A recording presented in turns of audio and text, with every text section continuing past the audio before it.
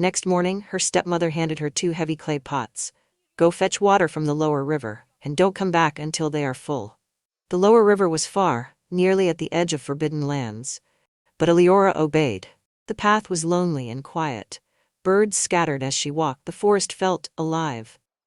As she knelt by the riverbank to fill the pots, she felt it, a presence, strong, ancient, watching. She turned sharply and saw him.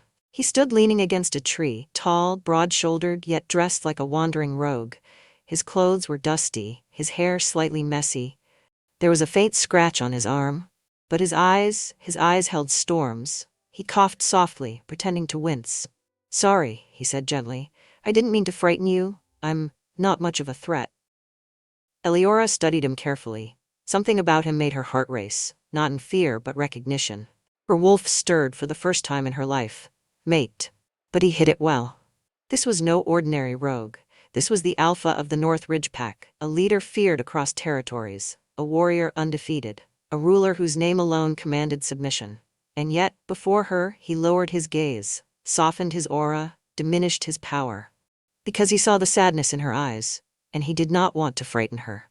"You shouldn't be here alone," he said quietly. "I'm used to being alone," she replied. Those words struck him harder than any blade ever could. He offered to help carry her water pots. She hesitated. No one had ever offered to help her before. When their fingers brushed, a spark. The air thickened. The river rippled. The bond tightened like invisible threads weaving their souls together. He looked at her then, not as an alpha, not as a ruler, but as a man who had just found the missing half of himself. And in that moment, he made a silent vow. No one would ever make her cry again. That night, after meeting the mysterious stranger at the river, Eliora could not sleep. Her heart felt different, lighter, yet restless. She stepped outside again, the moon glowing full and silver above her.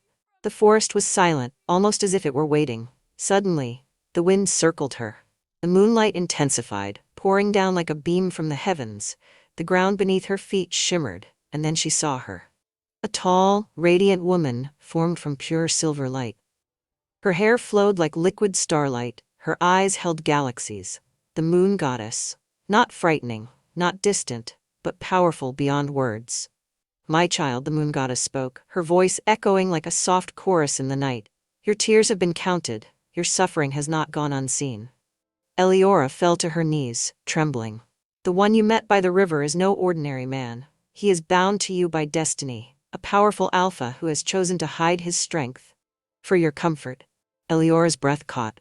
"But your path will not be easy," the goddess continued. "Before you rise as Luna, you must endure one final trial." The moonlight flared brighter. "You are not weak, Eliora. There is power sleeping in your blood, and when the time comes, you will awaken."